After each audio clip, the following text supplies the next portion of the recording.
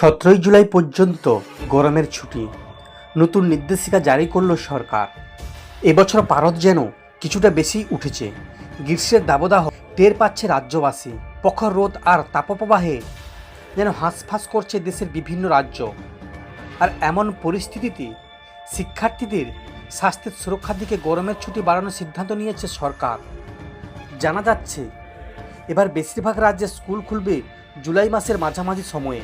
গরমের তাপমাত্রা যে হারে বাড়ছে তাতে শরীরে জলশূন্যতা, হিটস্ট্রোক, ক্লান্তি, চর্মরোগের মতো সমস্যায় পড়বে পড়ুয়ারা। আর সেই কারণেই দেশের শিক্ষা দপ্তরগুলির পক্ষ থেকে আগেভাগেই গরমের ছুটি ঘোষণা করে দেওয়া হয়েছিল। তবে আবহাওয়া দপ্তরের পূর্বাভাস অনুযায়ী এই তাপপ্রবাহ এত সহজে থামবে না। তাই নতুন করে গরমের ছুটি বাড়ানোর সিদ্ধান্ত নিয়েছে শিক্ষা দপ্তর।